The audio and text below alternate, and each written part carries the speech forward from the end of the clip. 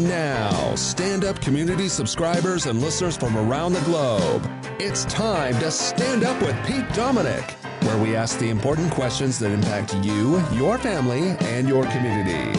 Such as, will my grandmother's new Uber gig finally take off if she passes the DMV vision exam? And will the encouragement of Pope Francis inspire vaccination increases, or are we all just burning in hell anyway? And now, the podcast host who will gladly suffer the karmic consequences of poking fun at Canadian accents, Pete Dominic. Yes, that's right. I will always come for the Canadians. Those bastards. They can't even put up their middle fingers. They're so nice. Thank you, Pete Co. As always, another great opening by the legend. I can't wait to hear the news dump jingle. Hello, everybody. Happy, what day is it? Thursday. And I'm very excited to see you at our hangout tonight. That means if you are a subscriber to this podcast, a paying subscriber, then you should get an email every morning about the show with a dose of vitamin N. And I'm low, ladies and gentlemen, I'm low on the vitamin N pictures. Just go out. It's a way to force you to get out in nature and take a photo. You don't have to be a professional photographer, although some of you are very talented. No man-made structures. That's the only rule. No sign of man.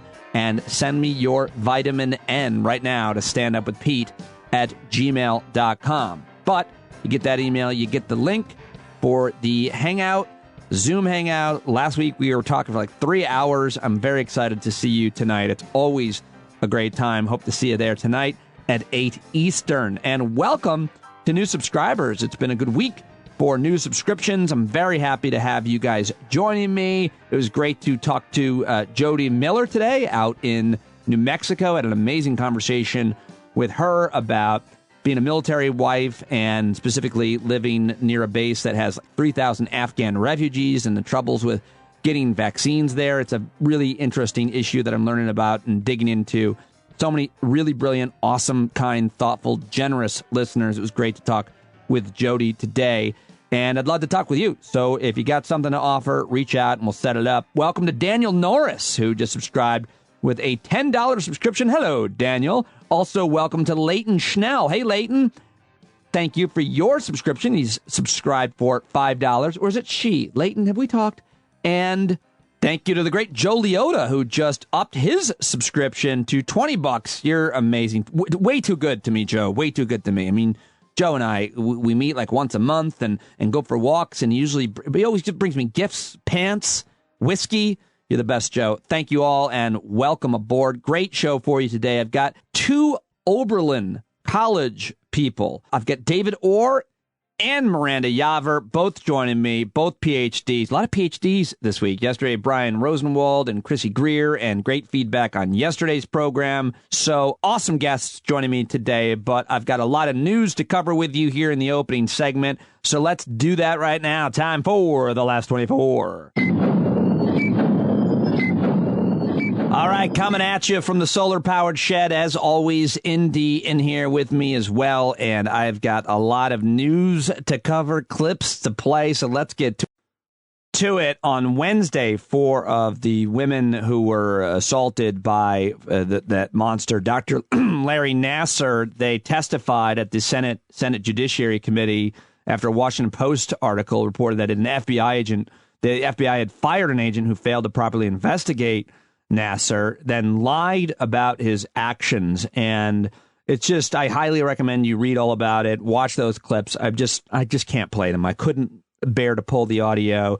Plus, I couldn't cut them up. You need to see them in their full context, and to pull sound bites just seem to do an injustice. But it's a really important and big story and sad story. But I got to say, I'm super inspired by these young women and young women in general. And so while we watch women's reproductive rights take steps back to the Stone Age, I'm heartened and inspired by these women and my daughters and so many others who are going to be the future of this country and everywhere else. And so it's tough to see, but I'm also inspired by their courage. So that's all I wanted to say about that. We're on day 2 of a story that is getting a lot of attention and traction about the Joint Chiefs of Staff, Mark Milley, and what he did and who he called, according to this new book by Bob Woodward and Bob Costa of the Washington Post. And there's obviously, this is a really important story. There's a lot to say about it. Plenty of people across the political spectrum calling for his resignation or even insinuating that he committed treason. Here is from the Pentagon briefing. John Kirby is a spokesman for the Pentagon, and yesterday he was asked by a reporter if, well, listen. The chairman usually coordinates with the White House prior to the conversation, especially if it's about certain topics. In a typical call, particularly with a nation like China, that would be a fully coordinated conversation, and there would be the sharing of information after the fact. So the White House, basically, and President Trump back then, former President Trump, would actually know about the conversation before taking place and would know what happened in the conversation. So for him to say if the allegations made in the book by Woodward and Costa were true, then the chairman should be put on trial for treason. Oh, my goodness. These are not my words. These are look, I can't speak to processes before this administration took office. I just can't. I as much as I know you'd like me to, I just can't do that. What I'm telling you is typically that when the chairman or the secretary, they interact with their counterparts, it's a function of the job. They have to do that. That these conversations are properly coordinated. That's the way it goes. Now, is every single interaction written down and sent in a memo? Probably not. But ones that are of consequence, and they almost all are. They are fully coordinated. I can't speak to processes, previous to January 20th of this year. I can just tell you that how we're approaching the issue in this administration. Pentagon spokesman John Kirby. And now let's head over to Fox and Friends, where Brian Kilmeade, who has generally no idea what he's talking about, got in Tom Cotton's face. Senator Cotton, former military, always critical of the Biden administration and Democrats in general, but for whatever reason, he did not want to go all in to Mark Milley, although we'll see what happens when Milley's on Capitol Hill in front of the Senate. Talked about bombing China. Also, have you noticed the President Trump over the last 4 years? He was getting out of conflicts, much to the consternation of many on the right. He was not looking to bomb China or Russia or even Iran. They took out our $3 billion drone. He didn't go after. Let's bring in Arkansas GOP Senator Tom Cotton, member of the Senate Armed Services Committee. Senator, you have to be just flabbergasted by this. We're going to let you know if we're planning to attack you. We'll tell you when and where so you can get ready. Well, Ainsley, this book raises some serious concerns. I have to say some of the allegations seem somewhat far-fetched to me. But General Milley and Secretary Austin are going to be testifying in front of Congress in just a few days, and we'll address these concerns. We don't want to jump to conclusions yet, but we'll certainly vet them and see exactly what happened. Senator, he's got to speak. Senator, have a principle of civil. Senator, this is too big for this. We can't wait for him to testify. If this guy is selling us out to China, going behind the President of the United States, and he's still in power, fresh off of the catastrophe in Afghanistan, he's got to address this. Brian, I know he will address it, and we'll ensure that he addresses it. But this is one of those claims, obviously, that seems a little far-fetched, the idea that an American military general is going to warn an adversary if an attack is coming. As you say, when Donald Trump was never even thinking about a military attack against China, the whole thing is pretty far-fetched. I will say this, though. That book also reports what's been widely reported, what we've heard in Congress just over the last 2 days in testimony from intelligence officers and senior military officers, that Joe Biden disregarded the military advice he received earlier this year about what would happen if he went forward with his disastrous withdrawal from Afghanistan. And we ought not to forget that. We ought not be distracted by that ongoing fiasco for which there's so much work still to be done. Okay, so he did get his punch in at the end against the Biden administration on Afghanistan. But now here is White House Press Secretary Jen Psaki defending General Mark Milley and slamming both former President Donald Trump and current Republicans in Congress over the January 6th Capitol insurrection. A new book reports that near the end of the Trump presidency, Chairman Milley had 2 conversations with his Chinese counterpart, promising the countries would not go to war and that he would give an early warning if something were to happen. In a statement just minutes ago, Chairman Milley did not dispute this account. On this, does the president feel that these calls were appropriate? Does he have confidence in the chairman? And some Republican senators have called for Chairman Milley to be dismissed. Is he going to keep his job? Well, I saw the statement, of course, that the Department of Defense, or I should say the Joint Chiefs spokesperson, just released minutes ago. I'm not going to add more or speak to anonymous, unconfirmed reports about conversations with limited context from here. But what I can assure you all of is that the president knows General Milley. He has been chairman of the Joint Chiefs for almost 8 months of his presidency. They've worked side by side through a range of international events. And the president has complete confidence in his leadership, his patriotism, and his fidelity to our Constitution. Since you gave me the opportunity, I just wanted to add, I think it's important to consider some of the context, key context of this period in time in history that we're discussing and is outlined or covered in portions of this book. The outgoing president of the United States during this period of time fomented unrest, leading to an insurrection and an attack on our nation's capital on January 6th, which you all have covered extensively, of course. One of the darkest days in our nation's history. Beyond reports in this book, there's been widespread reporting and commentary from members of his own cabinet, the former president's cabinet, I should say, including high-ranking national security officials, questioning the former president's stability, his behavior, and his suitability to oversee the national security of the United States. So those are important questions that need to be discussed as well. And finally, at the end of a press conference on COVID yesterday, President Joe Biden, reporters screamed questions to him about how he feels about General Milley. Here's that. Come on, guys. Sir, did General Milley do the right thing, sir? Thank you. Let's go. Thank you, guys. Thank you. General Milley do the right thing. I have great confidence in General Milley. Thank you, guys. Thank you. Thank you. Thank you. Thank you. So, yeah, pretty much everybody with an asshole has an opinion on this one. I don't know how things work.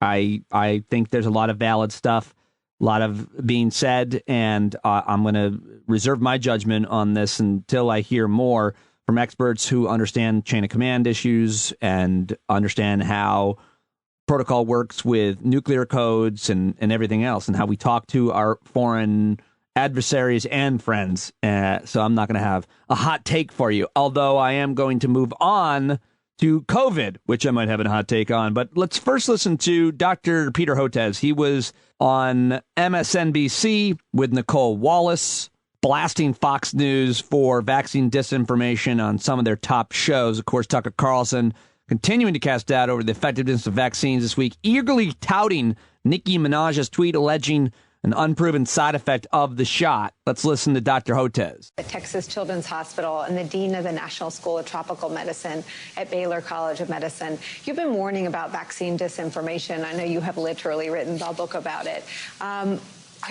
So I don't want to ask you your surprise, but are you discouraged by how much heat and energy is behind the right-wing disinformation campaign being waged all day, every day? You know, Nicole, I think by next week we're going to reach 675,000 Americans who've lost their life from COVID-19. That number is significant because that's the CDC's estimate of the number of people who died in the 1918 to 1921 flu pandemic. So we're about to exceed that, and we're going to reach around 800,000 deaths by the end of the year.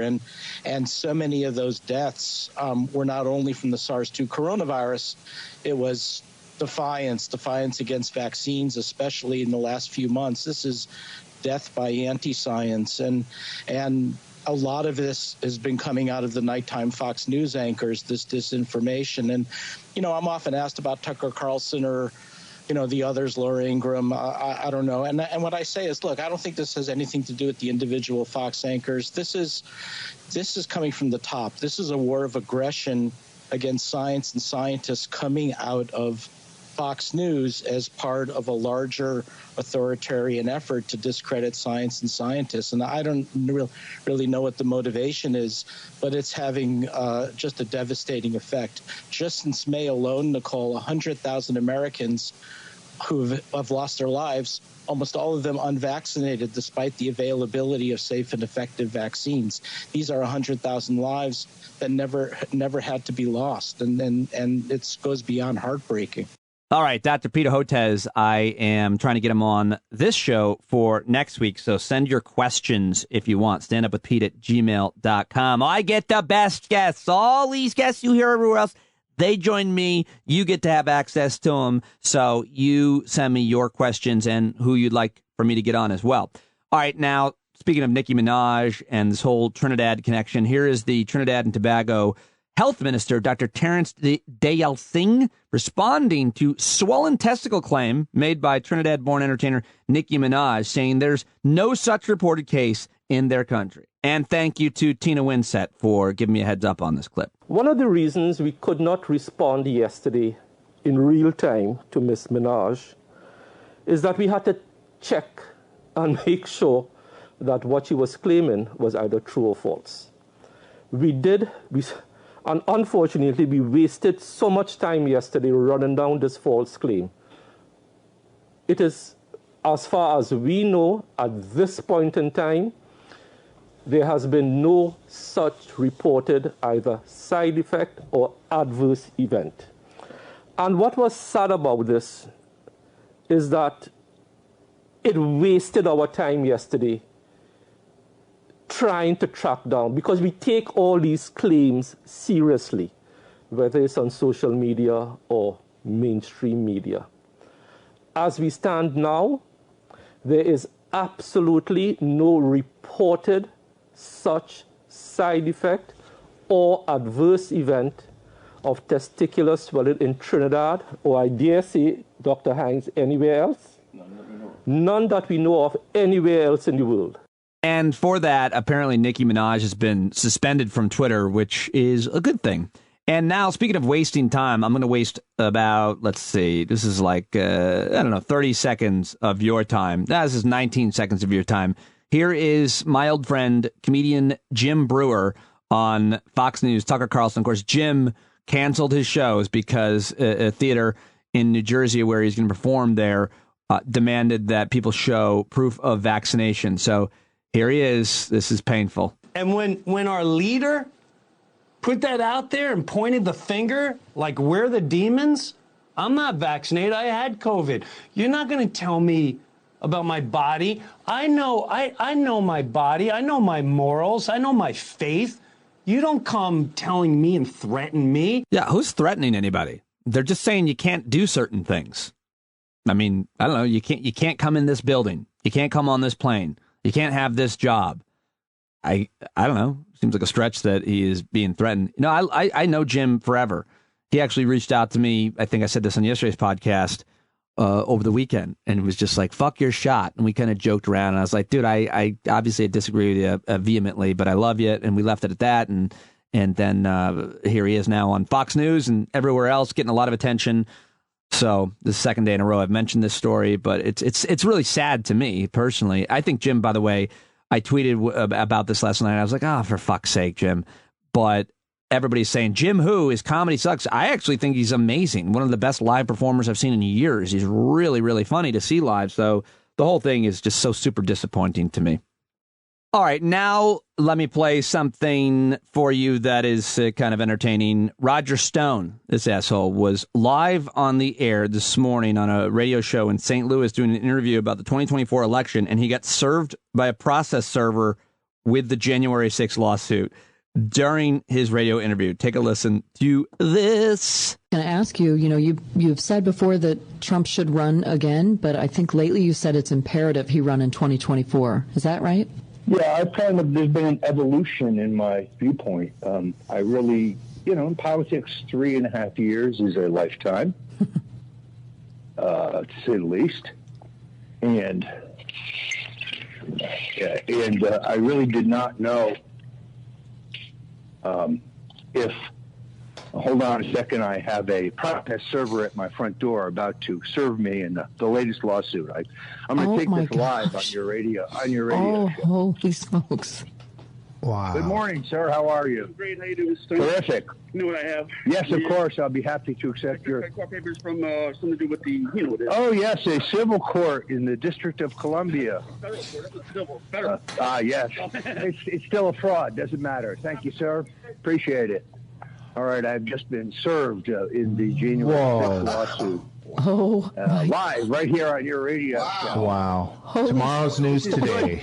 Tomorrow's news today. This is a big stack of papers, which is good because we're out of toilet paper today. So.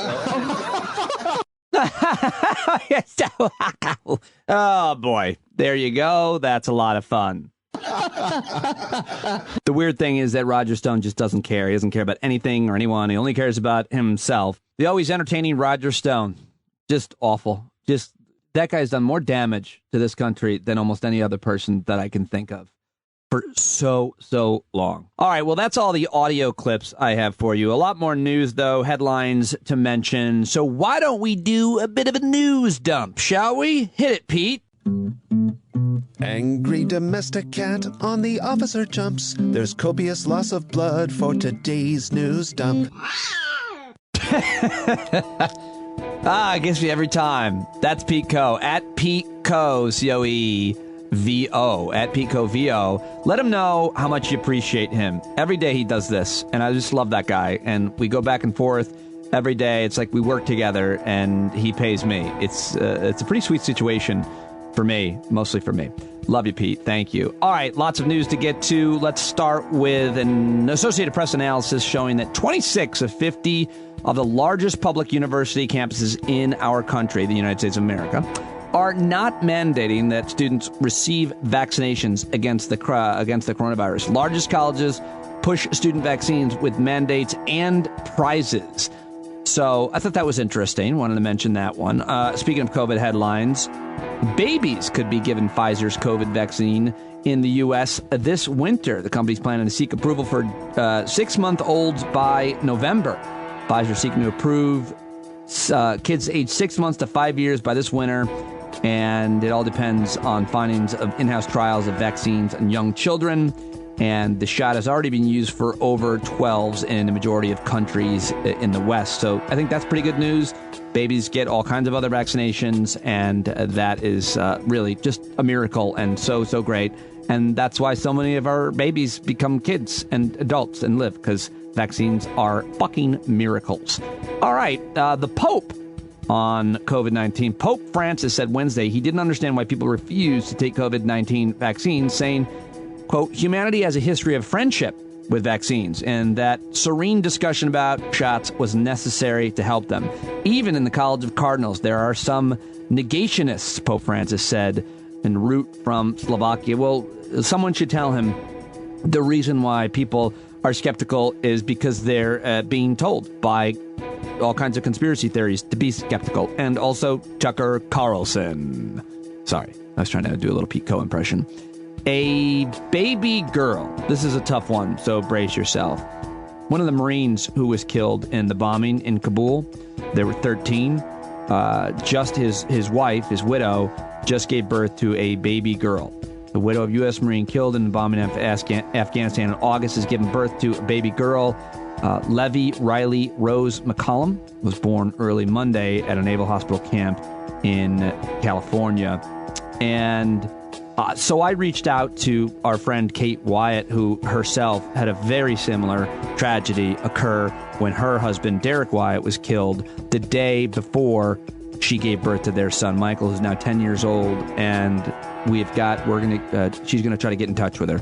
I'm doing all I can to put her in touch with this woman because I can't imagine the darkness that anybody like living through this is living in. And so hoping that Kate can provide just a little bit of light. And Kate was all about getting in touch with her. So, doing whatever I can when I see a story as tragic as that.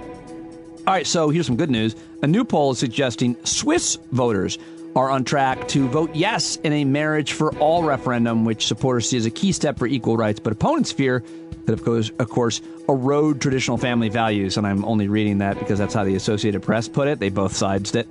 But I thought it was surprising. I didn't realize that Switzerland didn't have same-sex marriage. I want to now look around to see how many countries in Europe don't have same-sex marriage. I thought that was fairly surprising.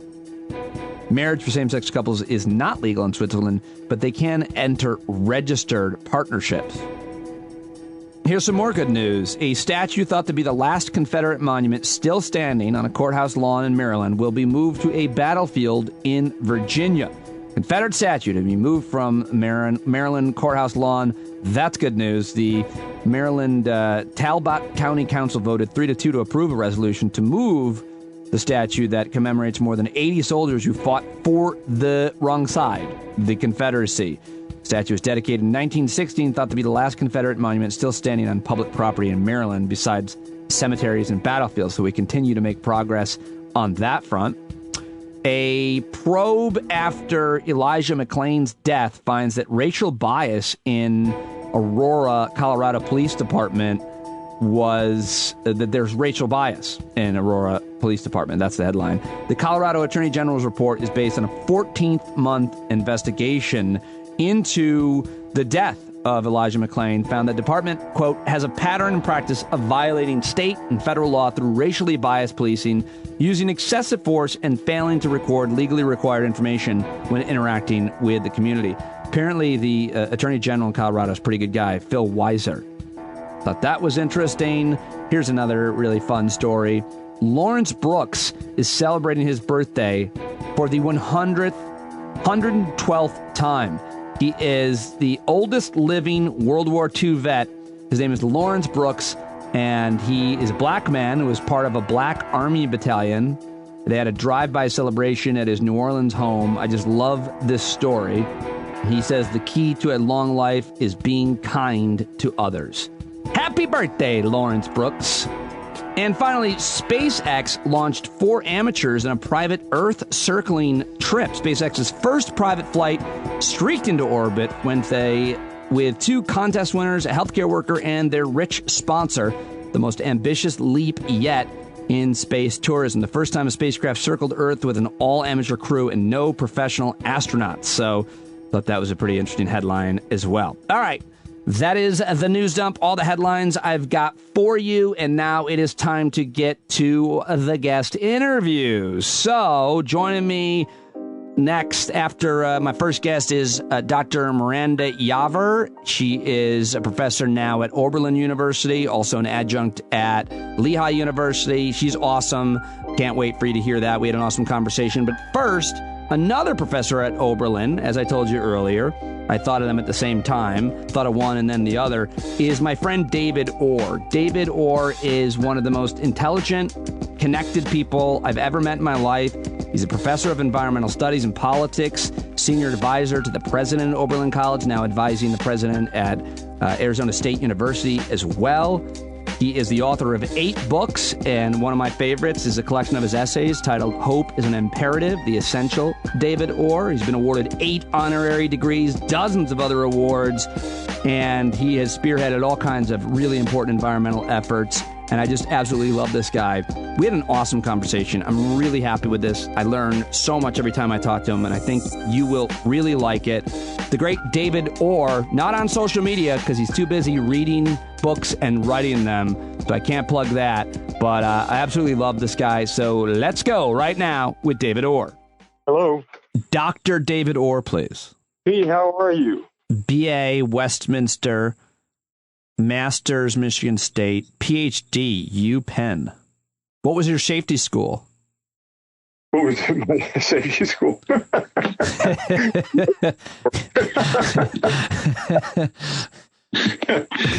are you doing? I'm okay. I'm all right. I'm navigating the world decently, pretty well. How are you doing? We're all doing fine. So I have him now, the great David Orr, as I said, one of the smartest, coolest people I've ever met, and it's always great to be able to talk to him. And thanks for joining me again, bud. It's great to talk to you. It's been far too long. It has been. Thanks for the chance to catch up a bit.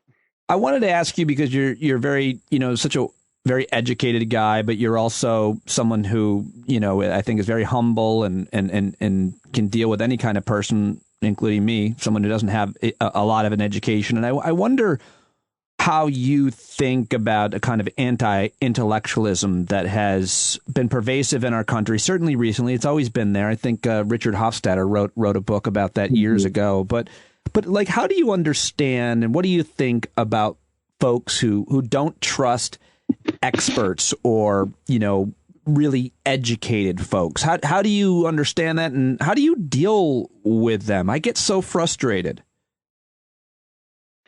Well, Pete, that's a good question. It's such a timely question. Yeah. I think to make I wrote an article once in which I described stupidity as randomly distributed up and down the socioeconomic education ladder. And I've known as many inept, I don't mean it's in a pejorative way, but people who are just inept and kind of stupid in some ways with PhDs, and as many really brilliant, really smart people I used to work with in days when we had a sawmill and ran a 1,000-acre farm operation in Arkansas that had 10th grade education. Sure. And so I think you take it with a grain of salt. What I think the country needs and what I hope we get more out of our schools is people who graduate capable of being critical thinkers, whatever level they of education they have, but people who have a good bullshit detector. And that's what's missing, I think, in the public. And I think Richard Hofstadter's 1963 book that you pointed out fits a certain genre. But I also would add this to this, and this takes some explaining. It isn't uneducated people that are getting us in trouble with, say, climate change or environment or Afghanistan or nearly collapsed the banking system in 2008. It was people with all kind of advanced degrees. These were smart people. These were, David Halberstam's old phrase, the best and the brightest. And they got us launched, they landed us in a war of Vietnam where we should never have been. They got us into a war in Afghanistan and Iraq where we really shouldn't have been there in that role. Not in the way that they did it. But those were people with degrees. Now, that's not an argument. I want to underscore this. That's not an argument against education, but it's an argument for education of a certain kind with certain limits that combines experience with the learning of abstract things and formulas. The fact is, the bankers who nearly collapsed the global economy, what they called in that day quants, didn't have a clue what they were doing. They had all these algorithms for investment and so forth. They didn't have a clue what they did and what they did collectively at the global economy scale. And they nearly did in the global economy. They were gnat's eyebrow away from causing huge disaster. So back on your question, I think the thing that disturbs me most is the fact that we have a lot of people with a lousy bullshit detector. And I don't know if schools don't help with that. I don't think there's an easy way to get people to understand critical thinking or to be critical thinkers. You don't have to have a PhD to do it. As a matter of fact, in some ways that doesn't help. And I'm not arguing against education. People like Anthony Fauci are brilliant people, great public servants and patriots, and it took him a long time to become the expert he is in immunology and epidemiology and all these advanced fields. Very, very smart, very dedicated, but also with a lot of common sense. And ideally, you have people that combine both. They understand complicated issues that takes a lot of discipline, but they also have a practical sense about them. Yeah, you make a lot of really good points there. But I feel like when we're talking about finance, the collapse of the economy in 2008, when we're talking about fossil fuels, oil and gas companies, and when we're talking about foreign policy, a lot of that is greed and we can talk about, the other, probably really bad impulses. But when we're talking about an epidemic, we're talking about COVID or virus, or we're talking about climate, that's what you've been talking about your whole career. And so that's a lot more scientific. And the scientific consensus around greenhouse gases and around viruses is pretty well formed. I mean, there's a major consensus about such things. And so, specifically when it comes to science, why do you think that there are so many folks that are so lacking in their understanding about how those things work, and more importantly, how to trust the experts on them. Because I can't explain how they work, but I trust you. I trust people who do know and have been spending their entire careers on them, because I don't see, by the way, don't see your impulses in those cases as greedy or bad in any way. I think there are two different kinds of answers I would give. And the first one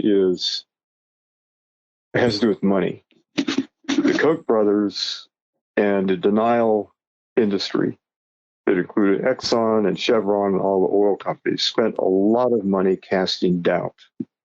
And for busy people that come home at night after working 2 jobs, they get home at 9 o'clock and you've got to get up again at 4:30 in the morning and back to work. You don't have time to read a lot of stuff. You're not going to be reading Science magazine, and you're not going to have time to go to things in depth. All you heard on the radio on the way to work was somebody said, well, scientists aren't sure about this issue yet, and blah, blah, blah. I mean, it was bullshit, but that's what you heard.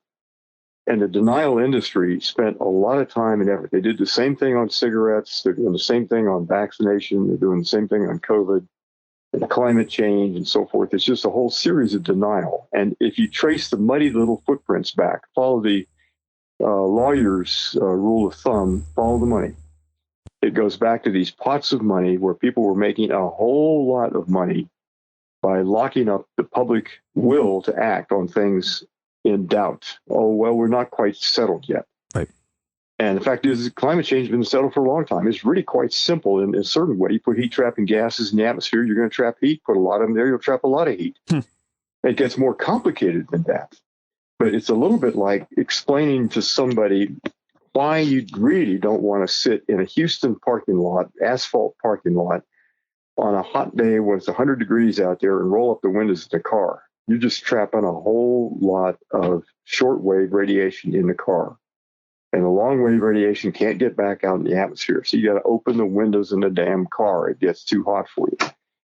And so it's simple like that, but in its detail, it gets very complicated and very complex. But the detail is what's lost by the denial. And the other thing I think is that, Pete, we in the fossil fuel era have had a good thing going. Fossil fuels were valuable because they were dense. They had a lot of energy. You could put in a gas tank and you could, by God, drive your 2-ton pickup truck 300 miles. That's a lot of energy.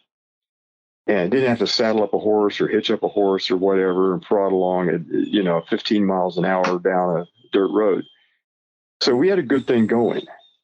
And we're loath to let go of that good thing because we don't see alternatives to it. I think that's where the denial industry has been consistently wrong. There have been good alternatives all along.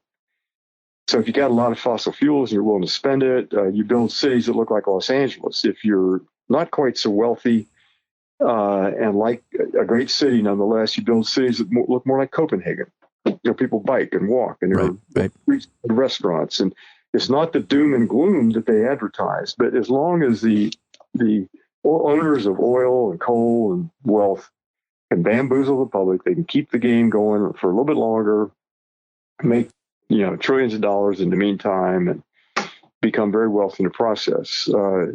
Gus Speth, former dean at Yale, describes this as the greatest political dereliction in the history of our republic.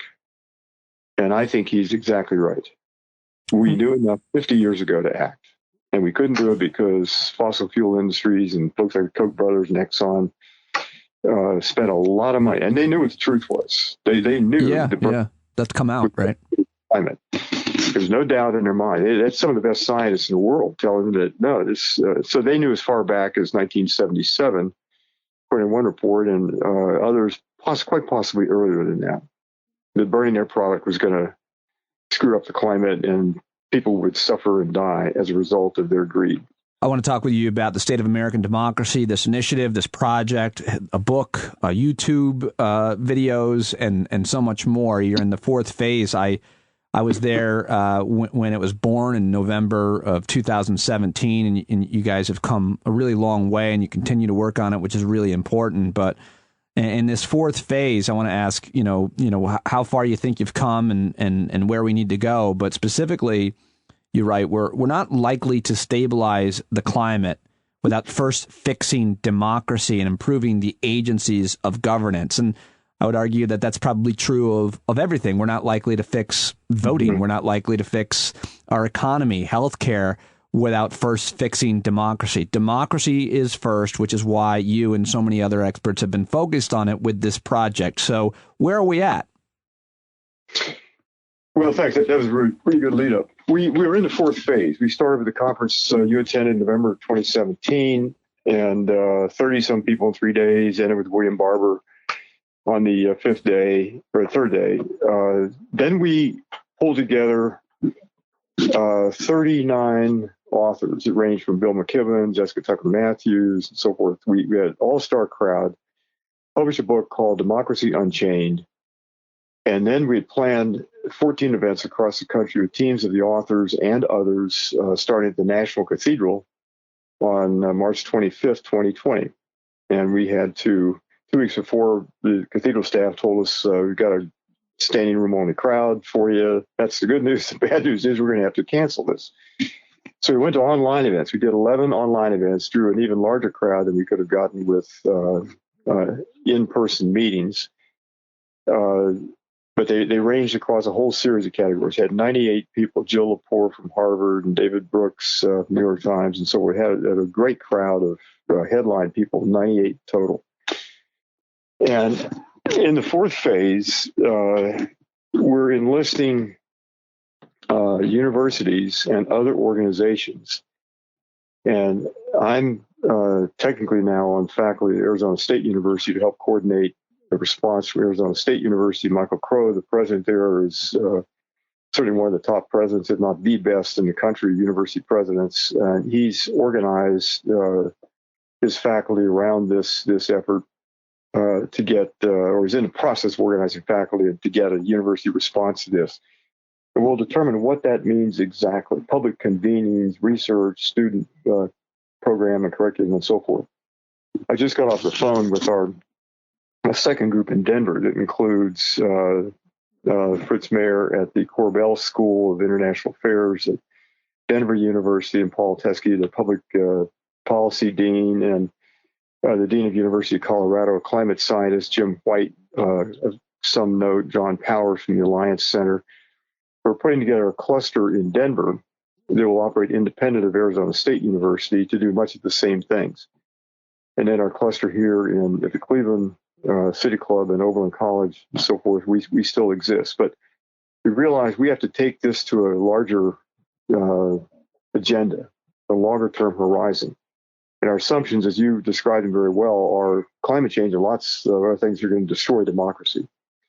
But to fix democracy, whatever that comes to mean, we'll have to fix climate, whatever that means. The third assumption is that fixing democracy means not just repairing the damage that's been done over the past decades, but beginning to reinvent what I call democracy 3.0. The first democracy was invented in the Agora in Greece, in Athens. The second version, let's say, came out of Jefferson and the constitutional era in the U.S. history. Now we're in the third phase. We're going to have to reinvent the machinery of democracy. And it's going to be very interesting because we have to learn to extend rights, for example, to future generations who are being deprived of their right to life, liberty, and property without due process. That's the long shadow that climate change casts over their world. And we'll have to begin to think through the right to vote. The right to vote is nowhere guaranteed in the Constitution. Right. We're going to have to give people the right to vote. Democracy has also a certain form. I mentioned a city like Los Angeles and Copenhagen. If democracy is important, you have to have lots of places where people can meet and talk and face-to-face. And communities where biking and walking are more common than cars. We're going to reinvent what the city is. That's a long-term prospect. We have to rethink government. We have to rethink government in ways of recalibrating or adjusting the way we do public policy with the way Earth works as a physical system. Yes. That's a very different way to govern. But it means you can't any longer have a solution to a problem. You have to solve what Wendell Berry calls pattern.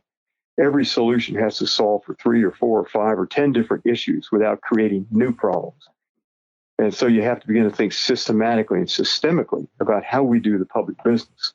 You have to have an economy where prices tell the truth, is in Amory Levin's words.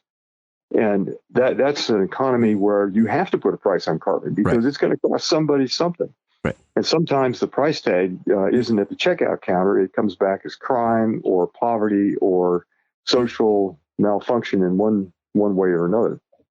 You mentioned Amory Levins, who I have great admiration for, and of course you've worked with and are close with, and he's someone who understands technology that we need. And I'm wondering what you think. Putting democracy aside, which we can't, but just let's say all things were working better.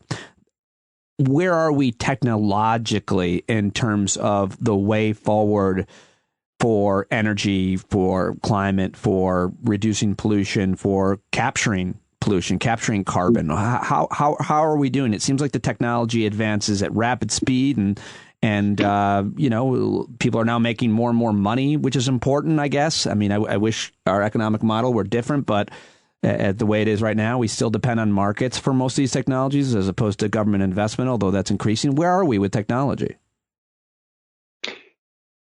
Well, the short answer is I think we have the technology off the shelf that could allow us to power our economy and our global economy, for that matter, on sunlight in the form of direct sunshine, photovoltaics, or wind power, or biofuels, plus improvements in efficiency. So that's the short answer. The longer answer is a bit different. I don't see the problem. Technology is not the cork in the bottle, so to speak. The cork in the bottle for the past half century has been in politics. Amory was part of an effort that I helped organize with some folks, Jimmy Carter's transition team in 1976. Carter had wanted a paper on the most important environmental issue his administration would face. He was already presuming he was going to win the 1976 election, which he did, but it was narrow. And so we put together a group of people that included Amory and Herman Daly and other really good people. And it came out, it's called the Wolf Creek Statement. And Pete, that paper still reads well. It said nothing that was particularly controversial conceptually. But we described the need to begin to pay the full cost through what we called at that time severance taxes. You call it something else now, but putting the cost on carbon at the mine mouth or the wellhead or the port of entry and drive the prices up and let the economy then do what economies do. They will spur innovation or they'll retard it. But having the prices tell the truth about the cost of both mining and combustion. And that was long before we knew the full story about climate change. But that paper, to our shame, still reads well. And that came out in 1976. So we've known enough. The cork in the bottle isn't technological. It's not even economic viability. It's politics. And so as long as you've got this oil companies and coal companies and so forth stranglehold on public policy, Joe Manchin, I'm told, who's holding up this $3.5 trillion bill before Congress, Joe Manchin's coal companies, or his company, made $4.5 million reportedly selling coal in West Virginia. And so we've corrupted the public process by allowing money from the fossil fuel industries to enter into the public debate in time to, in such power as to stop doing what we should have done decades ago. The problem has always been, in other words, political. Yeah. It's never been we didn't know enough. It's never been, the numbers don't pencil out. They penciled out fine a long time ago. But now, solar, if you build any structure that is not entirely solar powered, you're wasting your money. It's now the smartest thing to do and the easiest thing to do. I feel like Senator Sheldon Whitehouse book Captured really documents this so well. And I just wish that it wasn't such a divisive thing amongst rank and file Americans, Democrats and conservatives. I was just arguing with some guy on Twitter because for some reason I get off on that. And, it's like, no, we should all be on the same side here. We should get money out of campaigns. And no one wants that more than most politicians. They don't want to be having to, shake hands and meet people. Do we shake hands anymore? To raise money every day. And Senator Whitehouse writes about this. He documents this. I mean, it's no secret. Jane Meyer, who is at that original meeting, writes about it in her book, Dark Money. I mean, it's pretty obvious what the problem is, it would seem.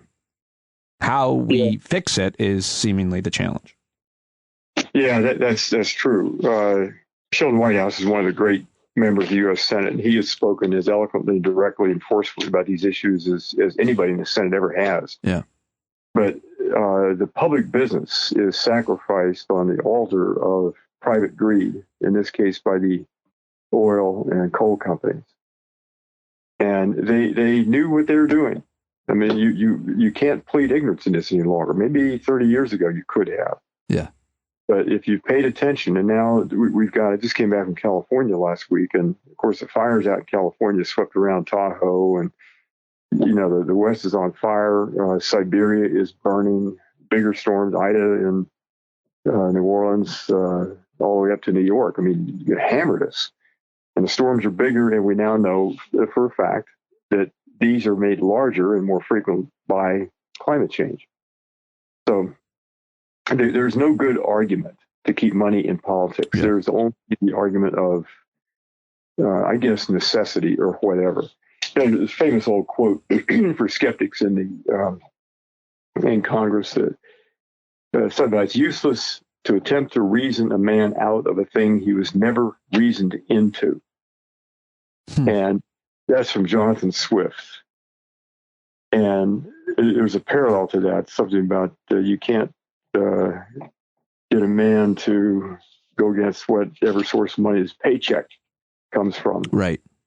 But difficult to get a man to understand something when his salary depends on his not understanding it. That's a better way to put the quote. Right. But this is the issue in American politics. Yep. And media. Yep. What can folks in media, do better? How can we change media? I feel like it's a fascinating time. I was in corporate media at every network and a Sirius XM for most of my career, and now I'm in my shed, and I'm free of, not that I was too strapped up, and not that I got too caught up in it, or that anybody was really controlling me. I think I had more independence than most, and charted my way that way. But corporate media is still dominating in most ways, although one might argue a lot of independent media is super dangerous as well, specifically when it comes to issues like climate, democracy, COVID, et cetera. What can be or should be done to fix media is the biggest, most important question to me. And not only, people talking on cable TV or on the radio or on YouTube or podcasts, but social media on Facebook, which is more influential than probably almost anything else. People always like to blame Fox News or people on YouTube or podcasts, but Facebook really is the probably the most influential piece of media or media outlet or platform out there, not to mention the other social media platforms. It's really hard to understand how we can ever get control, regulate it so that more people get to more truths. Boy, amen. And that's really well said. I think the answer, in short, for me is I would defer that to a lot of people a lot smarter than I am in media. And the reason is, and also constitutional law, the reason is the complexity of the subject. We had Shoshana Zuboff on one of our 11 episodes after the publication of Democracy Unchained, along with Kevin Roos from the New York Times. The question we asked them to debate for 20 minutes was whether democracy would survive Facebook, meaning all social media. And their answers were both. I don't mean to put words in their mouth, but probably not. The way it is right now, you can't have that much venom dripping into the bloodstream of the body politic and have a democracy. Yeah. Just can't do it. Right. At some point, the venom kills the body politic, and you have where we are now, hatred, and we're all divided up. We're mostly divided, I think, not weirdly, not so much about income levels and not so much, I'll argue, maybe controversy about race and so forth. We're different sides of the media world. And some people get their media information from this side, some people get it from this side. And that's the Grand Canyon chasm, I think, that separates us right now. And Pete, I think it gets into issues about which I have no expertise at all, but I think we have to go back and rethink what the First Amendment was all about. The right of free speech didn't, as far as I knew, and as the founders could be miraculously brought back and say, hey, was this what you intended in the First Amendment? I don't think they would say it was. It applied to political speech, not to hate speech, and not to deliberate lies. And it certainly didn't, they would never have intended to open up the conversation about speech or our speech media and forums to foreign interference. I don't know how much of it comes from Russia or China or wherever, but it's a good percentage of foreign involvement here because they have a vested interest in seeing us collapse. Right. They'll do their damnedest to make sure that we do, and we're playing right into their hands. So I think we need to rethink how these things work. And then the other level is this. Kids I know, you walk out and you see the same thing. Walk off an airplane, or used to walk off an airplane, or you walk down the street and everybody's got their smartphone out. We've got phones that are much smarter than their users, and they're addictive. Yeah. Now dealing with internet addiction, everybody has to get their little charge of dopamine or whatever by seeing light pop up on their screen. And we have to deal with that addiction. And it happens very young. Kids, very little kids, are sitting there watching, just glued to their screen. And what's happening in that process, A, they're not outdoors. B, they're not with their friends face to face, having fun or playing ball games or exploring the local creek or whatever they do. And thirdly, they're being bamboozled. They are being addicted. And the process is designed to be addictive. Facebook is designed to keep you watching. As Tim Wu puts it, I mean, there's this contest for eyeballs, for attention. And so it's designed to be addictive, to keep you on screen, just like casinos are designed to be addictive. Yep. And I think we have to come to grips with that as a protection of personhood starting early in life. You have no right to create little addicts of consumption or electric media, whatever. Yeah, no, it's a great answer, and it's there's a lot there. And you're not on social media, are you? No. Huh? You must be more even keeled. Must be more. You must stay in one emotion for a long period of time. I wonder what that's like. Well, Hardy, this is an aggravating time. I read books. One of the books that's across my desk the last couple of weeks is Spencer Ackerman's Reign of Terror. Yeah, I just had him on. I read the book. I interviewed him. I love the book. It is, well, I don't love it. It's just a very good book on a very unlovable subject. Yeah. It's how he came apart. And he's as good a tour guide for that history as anybody I've read of late. He's the best. He's the best. I've read most of the big books on national security. I've interviewed most of the authors, and this book is so comprehensive in what it covers, but more importantly, the way that he talks about it and the way that he writes, it's also very interesting because it's he goes after everybody, liberal, conservative, there's a reason for anybody to read it. I can't say enough good things about this book. Yeah. Reign of Terror. Yeah. There are no good people in this, or very few. Look, when you go back and read his account of it. Yeah. And it was a failure or a catastrophe with lots of fathers, as they say. Yeah. Yeah, that's for sure. And mostly men. Another great book is one called Hope is an Imperative, which is a collection of your essays. So it's your book. I been very influential in my life. I go back to it quite often. And I wonder right now, where do you draw your hope for the future from? It's a good question. Thanks for the comment. E.F. Schumacher, who wrote Small is Beautiful, he's an economist, German economist who lived in England, worked with John Maynard Keynes on the coal board after World War II and so forth. But he wrote for the end of one of his books, he wrote after Small is Beautiful. He said, if you ask the question, will we survive? And the answer comes back, no. then it's just eat, drink, and be merry, and you become complacent.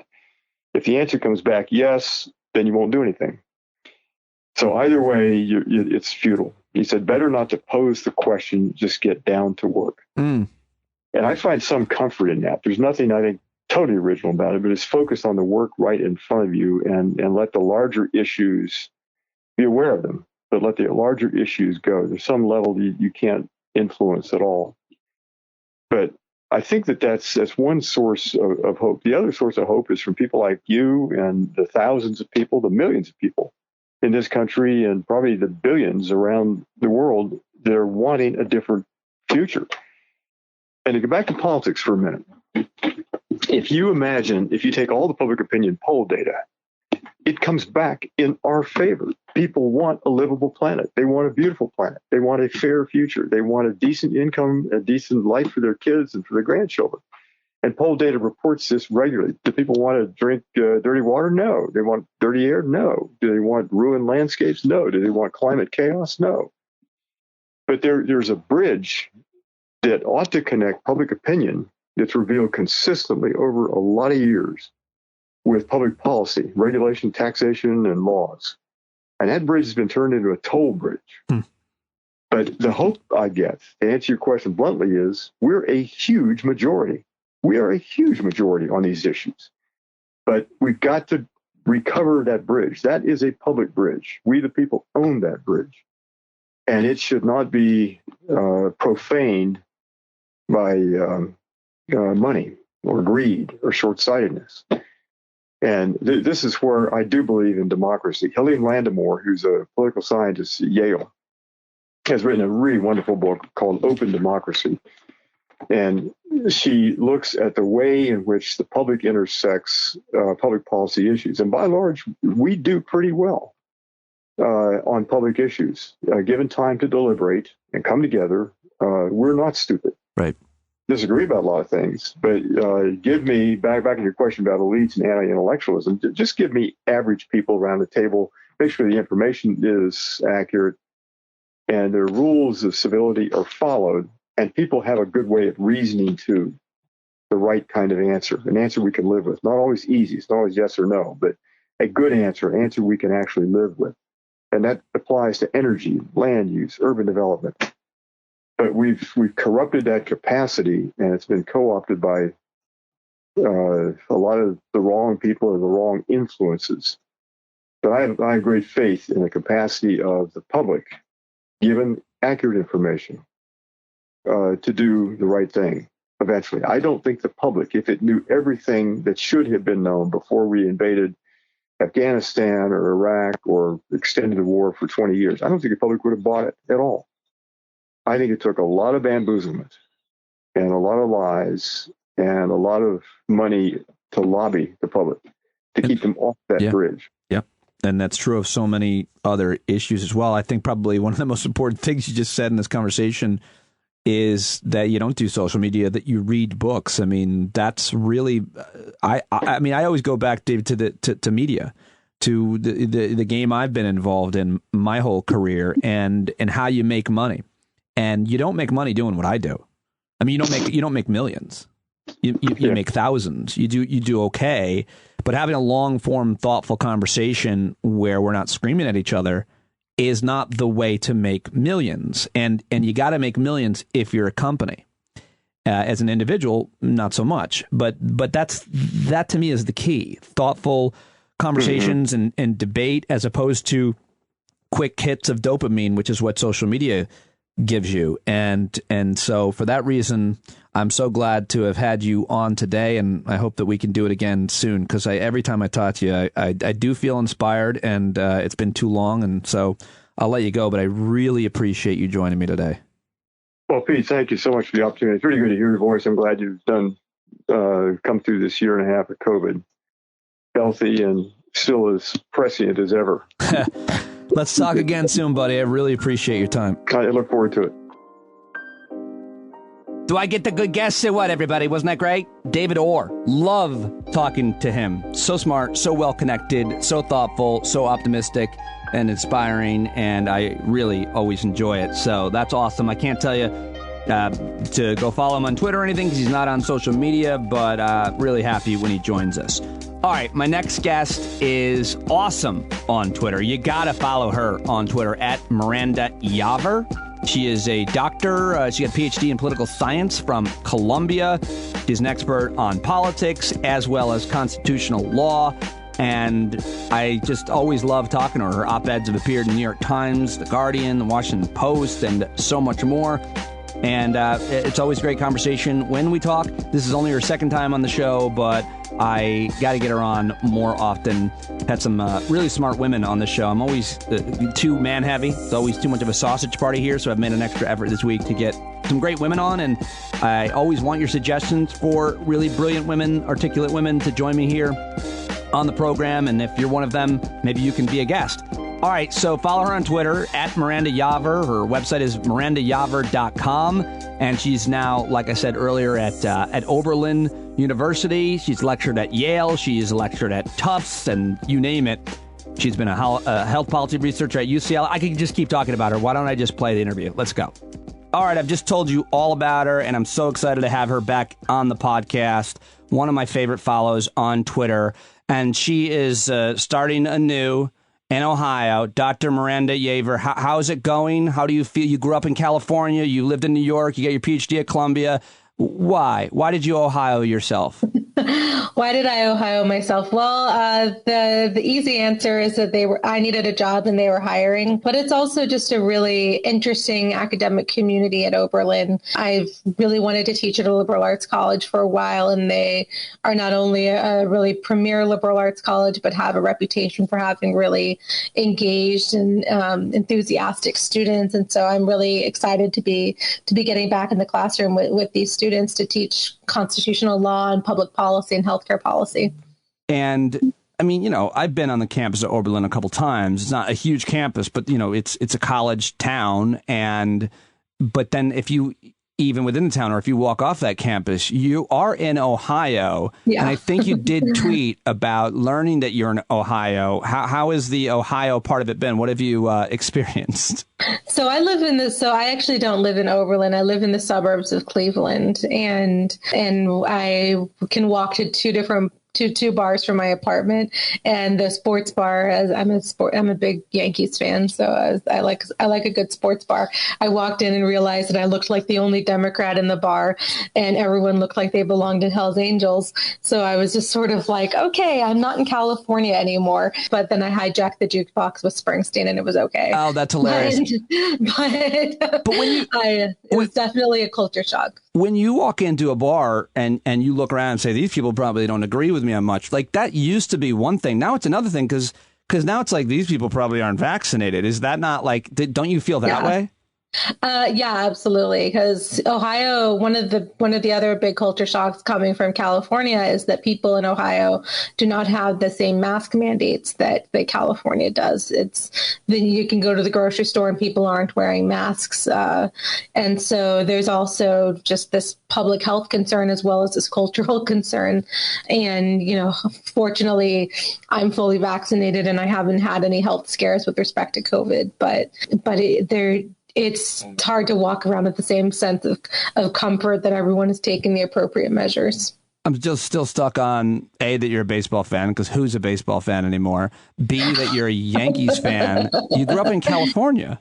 I also followed the San Francisco Giants, but I lived in Harlem in New York, and so I could walk to Yankees games, and I had a friend who gave me Yankees tickets quite a bit. So I actually grew up hating the Yankees, but then when I moved to New York, I went to a Yankees game, and there was a 2-hour rain delay, and they were playing Yankees classics, Babe Ruth and everything like that, I was just like, shit, this is just iconic. I can't help falling. Okay, so I'm starting to understand it, but I still do need to clear up how you're a baseball fan. What are you, 80? I grew up on baseball. My grandfather was a diehard baseball fan. My dad was a diehard baseball fan. Okay. So I do up going to games. That explains it. You grew up going to games, and that'll do it. Because baseball games with your dad, with your grandpa, I mean, those are some of my favorite memories too. The first time I ever went to New York when I was 12 years old, grew up in upstate New York, was a New York Yankees game. Very cool. It was also one of the, Every time the old Yankee Stadium. Yeah, old Yankee Stadium. My dad also is like super cheap, so we'd buy the cheap seats, and then we would really uncomfortably force our way into the more premium seats and almost always get kicked out. And it was so uncomfortable to get caught. I used to do that with Oakland A's games where I would just sort of get a ticket to get into the stadium and then see, okay, well, there aren't many people in that section, to sort of weave your way in. Yeah, I don't know the ethics around that, but I was always uncomfortable. I was like, isn't this like stealing? My dad's like, shut up, we're sitting on the first baseline. Okay, so you, as I said, you grew up, you're from California, and I really wanted to talk with you a lot today about the recall. Tell us a little bit about your upbringing, because you were really involved also not only in baseball, but in politics growing up, right? California politics. Yes. So my grandmother was the assistant to the former governor of California, George Deukmejian. And I grew up, well, first of all, when I was like 8 years old, I wrote a letter to Governor Pete Wilson complaining that some trees had gotten cut down. And if he had any questions, he should feel free to call me about environmental issues. How old were you? Oh, I was probably 8 at the time. And it's just like, trees are good for the environment and they're aesthetically pleasing. You should not be doing this. But I grew up volunteering on political campaigns. When I was in high school, I was working about 25 hours a week on the Kerry campaign. But before that, I was writing letters to Iowa voters for Howard Dean and then John Edwards. And so not my shining moment, the Edwards campaign. Well, you didn't know. No, nobody knew. No one knew at the time. He was so handsome. He felt like a progressive populist. And so I've always been really, really involved in that. And then obviously, I lived through the 2003 recall campaign and worked on a couple of ballot measures and a congressional campaign in 2009. So California politics is very near and dear to my heart. Remind us of the 2003 recall. That was Schwarzenegger. Yep. So Gray Davis was governor of California at the time. And there was a recall process where there were, I don't know how many candidates on the ballot, but I know that one of them was from the Lobster Liberation Front, which we were deprived of as a choice in the 2021 recall process. There was no lobster. There was no LLF candidate. Not to my knowledge. It was a real shame. But yeah, Schwarzenegger won the recall in 2003. Fortunately, he was not a Republican of the same brand that Larry Elder is. But it was still a real setback for California politics. So I don't know. I don't understand this recall thing, but am I wrong to say it kind of makes a mockery of the system that you can just get a certain amount of signatures and then spend hundreds of millions of dollars. And then you have, you mentioned that joke candidate. You have Caitlyn Jenner was a joke candidate, even though CNN put her on prime time. And there were 40 other I think there was a grizzly bear or something running. Like, it just seems it makes California look terrible, and it doesn't seem to be good for democracy. Like, how should that work? But I also do think, I can see maybe some positives of that, certainly maybe more local politics or something like that. But what's wrong with it? How should it be reformed if you think it should be reformed? It's the best democracy money can buy, Pete. It's frustrating. So my personal view is that we don't need to abolish the recall system, but we need to significantly raise the threshold number of signatures that are required. The number of signatures that are required in order to do a recall of public officials is really disturbingly low, which basically just means that, it's a drop in the bucket given California's population. And it really just allows for extremely well-funded candidates and campaigns to essentially just waste hundreds of millions of dollars on this political charade. And direct democracy, it's came out as this populist tool coming from the Western states. And there are a lot of advantageous things that direct democracy can be used for, such as advancing public policy that the legislature won't. So we can see things like Medicaid expansion, marijuana decriminalization, voting rights for ex-offenders. We can see lots of good policy that can emerge through direct democracy, but the recall process has really been abused in the state of California. Direct democracy is a reference to things like having referendums on the ballot. Like Florida has that too, right? like initiatives referendum propositions. So let's talk specifically about what happened in California. There was almost $300 million spent. Yeah. That's taxpayer money? $270 million. And I mean, one of the things that I just kept thinking last night, so one of the top 3 issues that people cited as important to them in the exit polls was homelessness. Imagine if we'd spent $270 million on trying to house the homeless in California instead of doing this recall, which obviously went nowhere. I mean, you could make a huge list. The fires. I mean, all kinds absolutely. of stuff. But some asshole on Twitter said to me, I said something similar to that, and some asshole was like, "That's 0.1% of the budget. Find a better argument or something." I'm like, really? Is it 0.1? Either way, I mean, it's 33 million people in California. It's bigger than most countries, so it's got obviously a huge amount of money. A huge budget, but I mean, is there any credence to the point that it wasn't that much money as a percentage of how much California has coming in? I think it's hard to say that $270 to $300 million isn't a lot of money. We've got a pandemic that is putting greater demands on the public health system. We can always use more for public education. We could certainly use better, more allocation of resources toward fire prevention. And we can certainly use a lot of money to house the homeless. And these are, this amount of money would not be a drop in the bucket for these kinds of policy interventions.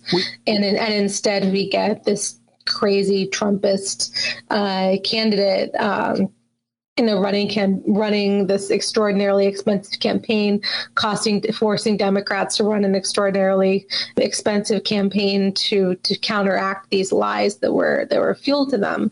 And obviously, Gavin Newsom thankfully defeated the recall handily. It's also just a huge waste of time and resources. You don't want politicians campaigning. Yeah. You don't want endless campaigns. You don't want your governor campaigning, especially. He's got a lot of shit to do. Yeah. California, especially. The Trumpist candidate you're referring to, Larry Elder, right? Yes. Well, first of all, what do you think of Gavin Newsom as governor? I think he's done an excellent job. So I was living in Connecticut the year that he was elected, but I was voting out there. I believe I was voting in California when he was elected lieutenant governor. I know I have voted for him in the past, and I think he handled the COVID pandemic extraordinarily well. I think that his mask and vaccine measures have been highly effective. I think California did not get as bad as New York did at the peak, and I think that that's really a testament to the fact that he was willing to take the step to shut down the state early.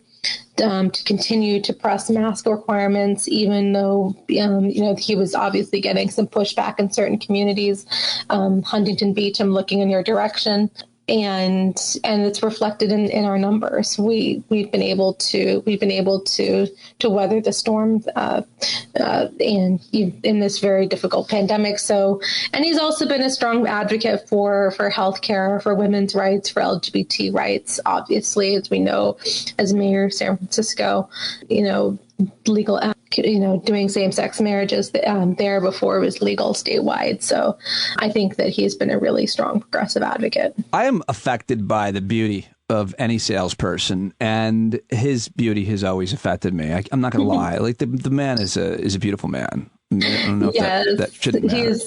It shouldn't matter, but it does. Yeah. He's an attractive guy. He's very charming, and fortunately, he's on the right side of the issues. So what about what does Larry Elder's candidacy say? I think it says a lot about like kind of who black voters vote for. There's always been this criticism that black folks are, voters are monolithic in terms of they're going to vote for the black person. But I mean, this guy there were some really interesting, I think, LA Times columns about it and others saying that this guy's a white supremacist, Larry Elder. What do you think of that accusation? I think it's fair. He said that he opposed the Civil Rights Act.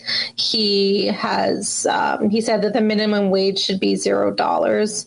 And most frighteningly, he was setting up the stage for saying that the election was rigged and that there was voter fraud. He was someone who is a staunch opponent of civil rights and voting rights, and we really can't tolerate people who aren't going to play by the rules in a democracy. And people, you'll win some, you'll lose some, but you need to be able to accept the results of an election.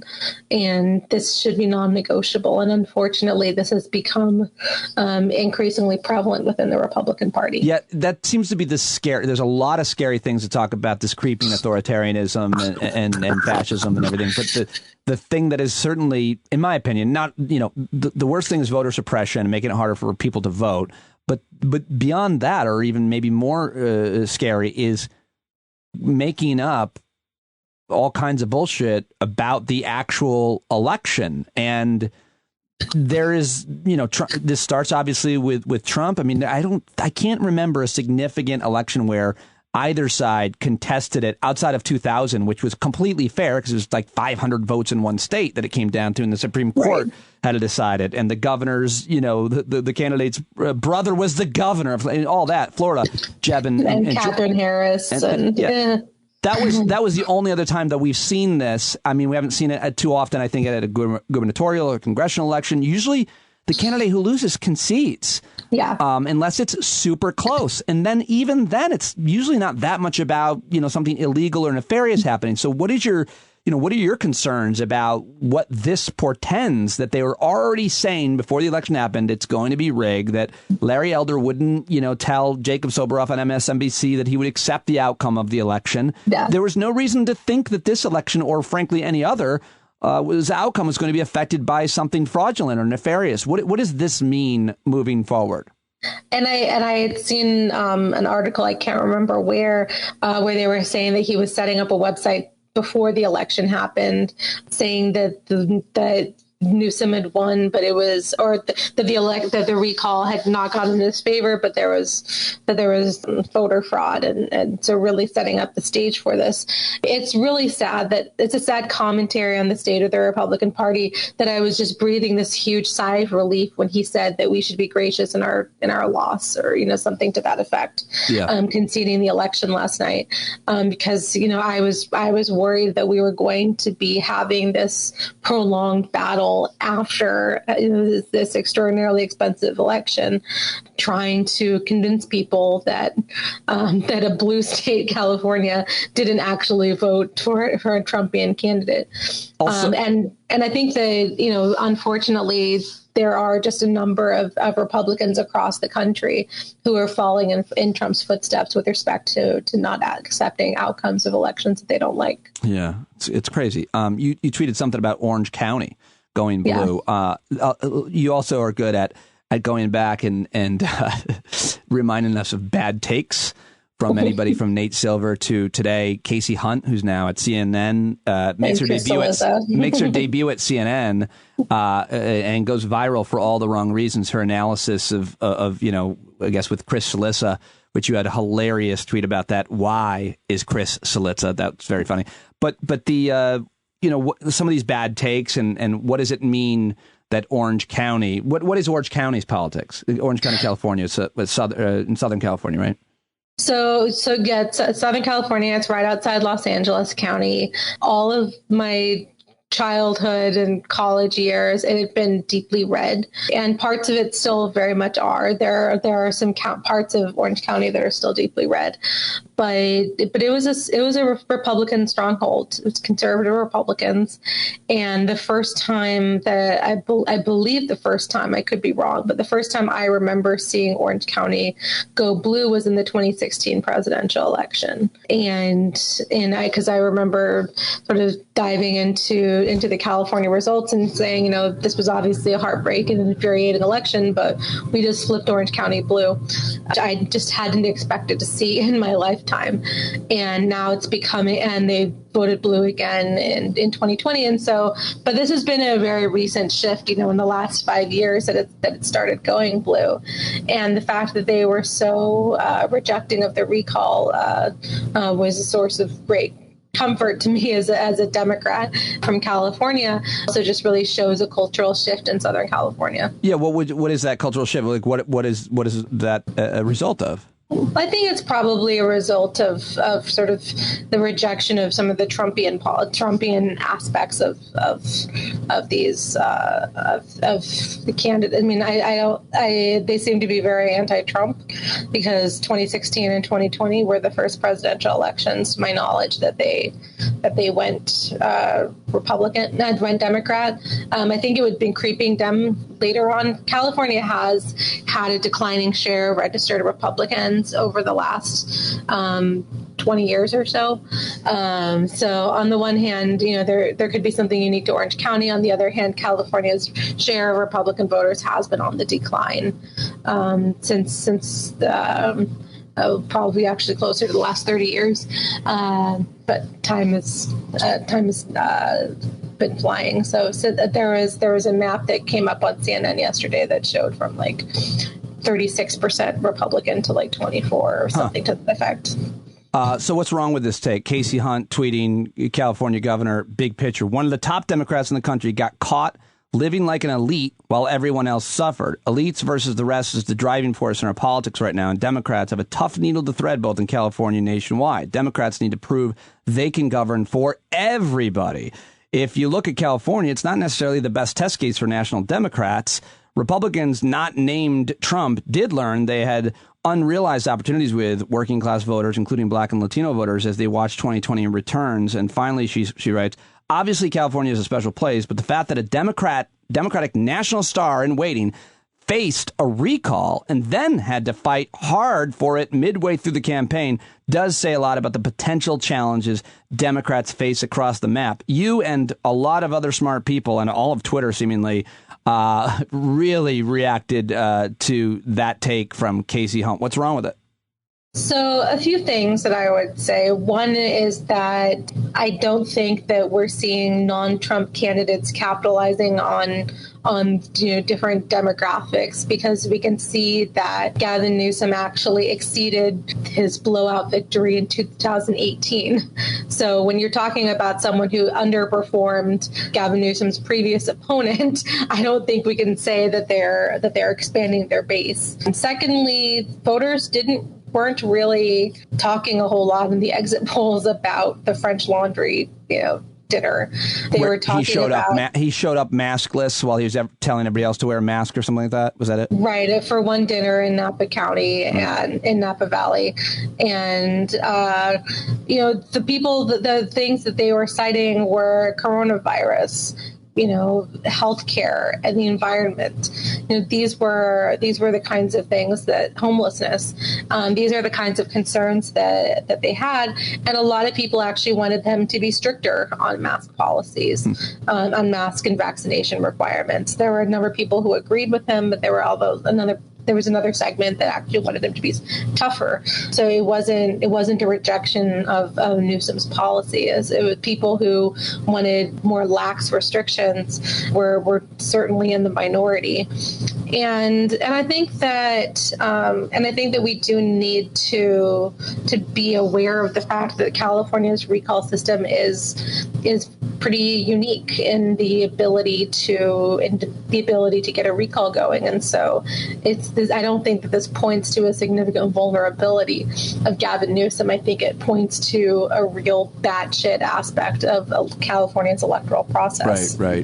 What does this mean for? I want to ask you about like Virginia, which has an election coming up, and other states, statewide elections. But first, what about mandates? I mean, I think it's an interesting debate, Miranda, the mandate debate on anything. People don't like to be told what to do. Nobody does. I think it's fair to say. And mandate is a heavy word. And there's this question about mandating vaccines and mandating masks. And I wish we could agree on vaccines and just keep disagreeing on masks, because if people are vaccinated, then we don't have to argue as much about masking maybe. But what are your thoughts on, kind of the political capital that Governor Newsom has in California for, say, a vaccine mandate for California state employees or any other municipality that has probably more people in it than many states do. And then we can talk about, what this election means to Virginia and other states, I suppose.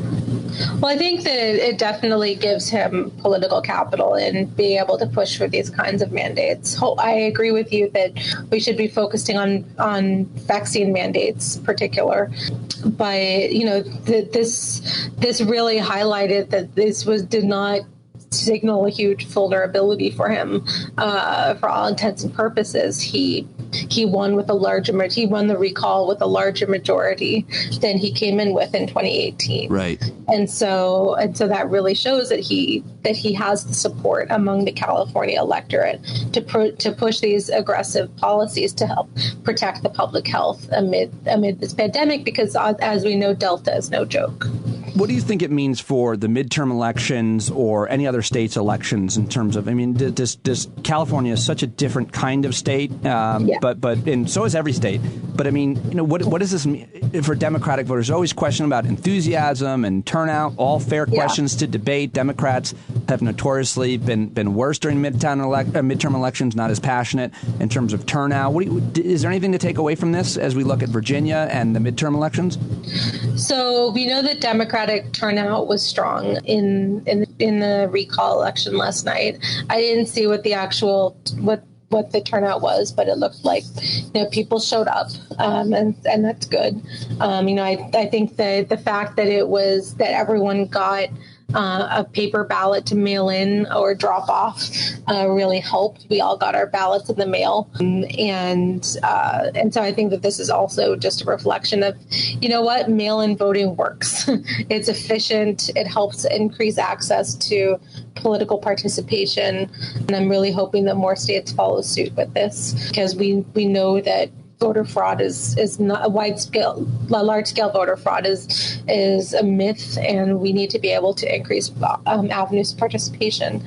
Seeing the Democratic momentum in the 2021 recall election hopefully will give Terry McAuliffe's campaign in Virginia some comfort, because there's mobilization and support for aggressive public health measures around coronavirus. Now, Virginia is not quite as blue a state as California. Virginia has been blue since 2008, but it's not as far left. So there are some caveats to how much they're going to be on board with these kinds of measures. But there's also the fact that just like in California, Terry McAuliffe is facing a very Trumpian candidate. And what we know is that Democrats seem to be motivated to turn out based on Trump and people who are appearing to be very much like Trump. Larry Elder was very much in the mold of Donald Trump. Glenn Youngkin is also very much in the mold of Trump with respect to social and economic policy and rhetoric around the election. And so he's the guy running against McAuliffe in Virginia for governor. Exactly, Glenn Youngkin, and he is. And so being able to run and say, we voted against Donald Trump twice. We don't want to have someone who is painting himself in the mold of Donald Trump to be governing the Commonwealth of Virginia. I think will be an effective message for Terry McAuliffe's campaign. All right, let's talk about the other issue that you are, of course, an expert on. You are an expert on healthcare, health policy, and constitutional law. And so I've got to ask you about Texas. Are you for or against their new anti-woman law? Oh, you're just giving me the hardball questions here. No, you have to. Let's do an improv. Miranda, I was so surprised to hear that you were supportive of this anti-woman law. You have to say yes. Oh man, so the Supreme Court issued its opinion on the anti-abortion law while I was in the middle of driving from Los Angeles to Cleveland with my cats. So this I was just sort of staring at my phone like, you've got to be fucking kidding me. But of course I wasn't actually quite that surprised by this Supreme Court. Is it true that one of your cats is a huge Governor Abbott supporter, but yet you allow for it because he's a cat? Fake news. Yeah, definitely fake news. My cats have posed on my laptop, which has got all the political stickers on it, all very progressive stickers. And one of them actually dragged around a Clinton sticker. So I was like, okay, you guys are on the right side. So Texas passed a law that bans abortion at the 6-week mark, no exceptions for rape or incest, and allows people to sue those who are aiding or abetting an abortion for, I believe, $10,000. So it's a very extreme law, and unfortunately, the Supreme Court allowed it to go into effect. So what are your top line reactions to? I mean, you're not surprised, are you? I'm not surprised that Texas did this. I'm a little surprised that I mean, maybe I shouldn't be surprised by the Supreme Court anymore. I had hoped that the Supreme Court would grant a stay so that it would not be in effect until further litigation ensued. Because the reality is that it is in direct conflict with Roe versus Wade, and it's in direct conflict with Planned Parenthood versus Casey, which is really the controlling precedent from 1992, which says that abortion rights are permitted to the point of viability. States can enact their own restrictions as long as they don't pose undue burdens. Well, a 6-week abortion ban with no exception for rape or incest is really unduly burdensome, and so I had hoped that there would be a stay. But given the Supreme Court, I can't say that I'm surprised that there would be 5 votes to overrule Roe versus Wade, but to do so without an oral argument, but to allow this law to go into effect without so much as an oral argument was particularly galling. Do you think, my friend Eric Siegel, do you know Eric Siegel, constitutional law? I do. He's a great guy. Yeah, he's a great guy. And I think his legal analysis is so often, unfortunately, been borne out to be right more and more. But I assign him a lot in my classes. Oh, you do? Yeah. Oh, that's interesting. But sometimes, I don't agree with his political analysis, but what the hell do I know?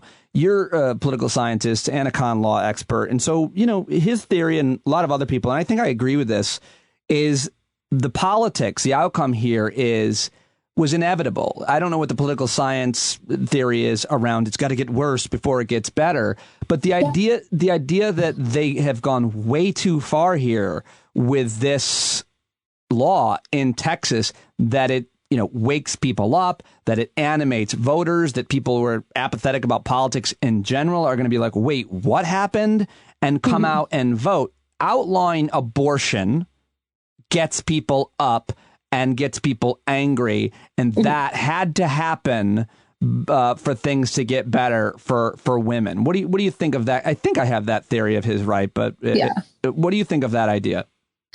I think that there's some merit to that. One thing that we know about the 2018 midterms was that women were angry and women showed up. Women were riled up over Brett Kavanaugh's confirmation, the fact that women's voices were really drowned out in that process, that abortion was very much on the line in getting his, with his ascension to the Supreme Court. But sorry to interrupt you. Before that, I was in D.C. for the Women's March, which was the most unbelievable thing I've ever witnessed in my life, political thing.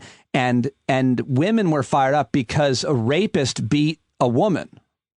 Before he appointed Kavanaugh, there were millions of women in the streets all over America. And I think, was that January of 2017, I think. Yeah, it was the day after his inauguration. Yeah, that's right. That's right. I was there for the inauguration. It was crazy. Yeah, go ahead. Yeah, so we know that since Trump's election, especially, and certainly really in the 2018 midterms, women were fired up. Women were concerned that Roe v. Wade was on the line, and they showed up at the ballot boxes, and the Democrats performed well in the 2018 midterms. So, and unfortunately, women had a lot of reason to be concerned in the 2020 election, given that RBG had just passed away and was replaced by Amy Coney Barrett. Right. And so I think that to the extent that women can continue to be mobilized and angry about the intrusions on reproductive freedom, there will be consequences when come the 2022 midterms. The problem is that in the meantime, there are a lot of women who are going to be Texas and in the 6 states that are trying to replicate Texas's law who are going to suffer. And so there's the immediate policy outcome, which is that women are not going to be able to have access to their reproductive freedoms that the Supreme Court precedents are supposed to be protecting. And then there's the political reality that, well, I actually don't know that Texas really expected this law to survive. I think that they were sort of testing the boundaries, but most people, even people who are pro-life, don't necessarily think that people should have to carry their rapist babies to term. And these are reasonable exceptions that a lot of people generally are okay with. And yeah, it's such a simple concept to understand and thus be completely outraged by. Like I don't know what the data is on anti-abortion folks on where they stand on incest and rape, but I think you're right about that. I think most of them are like, whoa, hey, we weren't on board for that. We don't want abortions, but in certain specific cases, Yeah. So, I mean, some of these measures are politically unpopular. 6 weeks, a 6-week abortion ban means, 2 weeks after a missed period, which is a very, very, very early. It effectively bans abortion in the state of Texas. Yeah. And a lot of people don't agree with the fact that there are no rape or incest provisions. And so it's politically unpopular in a lot of ways, even though it is the state of Texas, and it's being replicated in other states as well. So on the one hand, a lot of women are going to suffer while this is getting worked out in the courts. But politically speaking, this could fire up women and get them to turn out in larger number because our rights are on the line. I hope you're being safe when you say could. It could fire up. Well, the challenge is that when, with the way that politics has been the last few years, every week has so many news cycles in it. And so there's this question about how enduring. Great point. How much endurance can women continue to be angry, going into November 2022? Presumably there will be a large number of outrages between then and now. And so we'll have to keep reminding people this is the party that is trying to overturn Roe versus Wade, and that has gotten the court to effectively nullify Roe versus Wade within the state of Texas. All right, final topic I want to learn about from you is about academia. Academia or damia? Pecan or pecan? Pecan or pecan?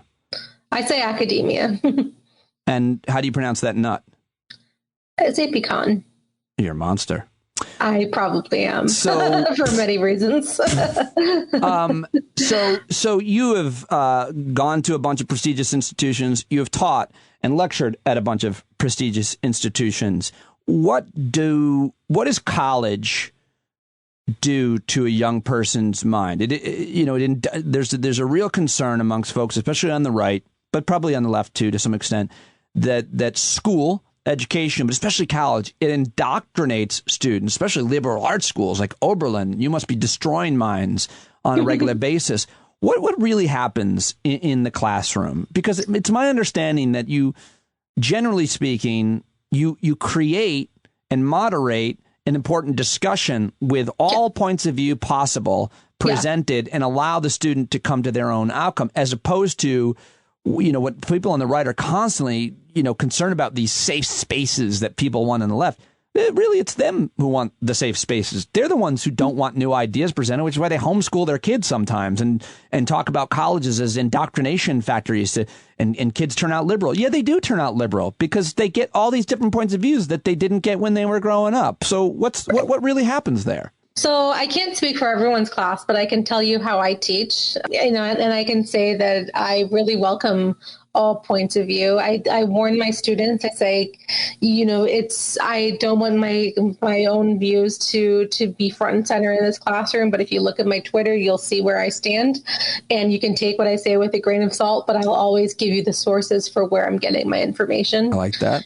And when I teach a Supreme Court case, I'll ask someone to give me the case facts. And then I'll say, if you were the appellant, how would you argue this case? If you were the appellee, how would you argue this case?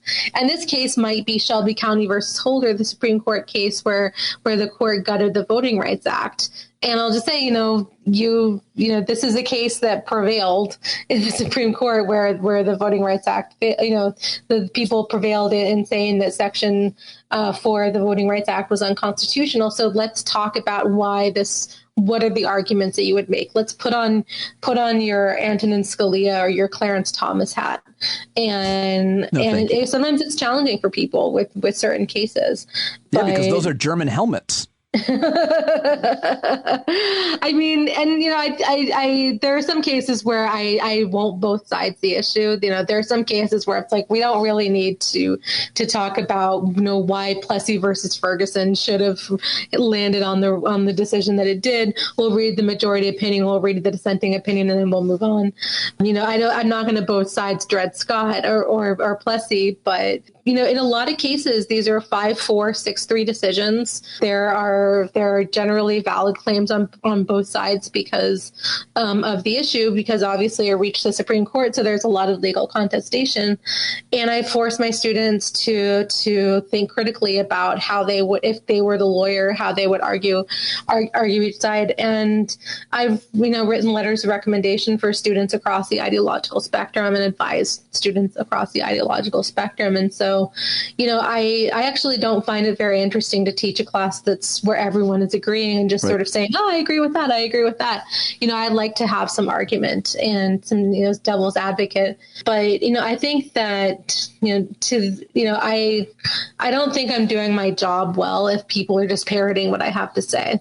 I want my students to be engaged with the readings, engaged with the cases, and thinking critically about law and public policy. And that's really the goal. It isn't to sort of get on my soapbox. I think that's got to be also true of high school social studies and history teachers as well, right? Like my last year, I got to hear the history teacher in my daughter's school because she was homeschooling. I was hearing it on the computer, and I love the way that he moderated this discussion. He was talking about different political systems, and everybody was weighing in. They had to study them, and they had to weigh in on them. And I mean, isn't that what a teacher is generally supposed to do, as opposed to give their opinion, give all opinions, and let students arrive at conclusions?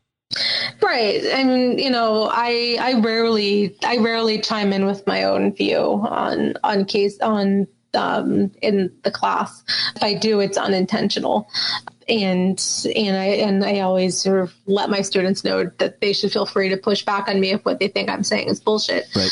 And sometimes I use that exact word. But, the other thing that I think is, worth saying, and I don't say this with pride, but, a lot of us have trouble getting our students to even do the reading or read the syllabus. And so the idea that we're indoctrinating them with our assignments and our lecture is somewhat laughable. We would love to indoctrinate our students into reading the syllabus. Well, I could talk to you forever. I love talking to you, Miranda. I love your tweets. I love your work. I love your comedy. But I got to let you go because you have a life and a job, and I have no air conditioning in my shed. I don't know if you can tell, but I am dying. So my last question to you is, I love following you on Twitter. Who can you recommend on Twitter, social media, or even, if you want books or whatever? Who do you like? So Steve Vladek is one of my favorite Twitter follows. He talks a lot about the Supreme Court's shadow docket and the Supreme Court's, allowing the Texas abortion ban to go into effect was part of what's referred to as the Supreme Court's shadow docket. So he's just a really great go-to person for all things law. And then Jessica Pieklo with Rewire News. And she is someone, Hegemami is her Twitter handle. She does a lot of wonderful coverage on abortion law and what's going on in the Texas abortion battle. I am proud to say I do follow both of them. I should probably invite both of them right here onto the show. Jessica Pieklo at Hegemami. Yeah, I'll put both those links in today's show notes that Miranda just suggested. I can't thank you enough. Follow Miranda on Twitter right now, and that's at Miranda Yaver. Did I say your name right? Yaver. It's Yaver, but everyone says Yaver, so it's fine. It's actually not. It's the way I pronounced it. It's not the way that you pronounce it. I'm right and you're wrong, and I'm going to deal with it. Thank you so much. It's great to talk to you. It's great to catch up to you. I really appreciate you joining me again. Thank you so much for having me. It's been a pleasure. There you go, Dr. Miranda Yaver on Twitter. So good on Twitter. Really funny and smart on Twitter. A great follow. Let her know you heard her. It'll mean a lot to me and certainly to her. So let her know right now. What are you waiting for? Go on Twitter and let her know. If you're not on Twitter, good for you. But if you are on Twitter, if you're not, just create an account to thank the guests. How about that? Always means a lot. Thank you for listening today, for supporting today. Hope to see you tonight at our Hangout at 8 p.m. Welcome to all the new subscribers. If you've never been there, sometimes it can be kind of like a chummy club, but we always are excited to welcome new folks. So please join us tonight at 8 East, the stand-up happy hour hangout. Always an amazing, amazing time. I just can't wait to talk to you. So see you there, hopefully. And that's all I've got for you right now. I will talk to you tomorrow or tonight. But now it's time for John Carroll to sing us out with his amazing song that never gets old. Stand up, everybody. Imagination for a crystal ball, drawing all the plans of a stand up. But all they had to go on was the time they were in, with other causes for laws, and since they weren't even sin, they knew that change was gonna come before the change could begin. They had to stand up. All right, they had to stand up. We got to stand up. We got to look the devil square in the eye. We gotta let him know it's his time to go, and make it clear when all we hear is a lie. Why you lying awake wondering where the money all went? It'll be the cost of freedom that'll go unspent. You can see him flee the scene of that experiment if you stand up. Alright, we got to speak up, we got to reach up and raise your voice in every way you know how. Don't be toes up, you got to show up. Ain't no better time to do it but now. No need to pledge allegiance to no wanton tribe. Rise up, show obedience to the voice inside, and listen well and it'll tell you not to run and hide. It says stand up.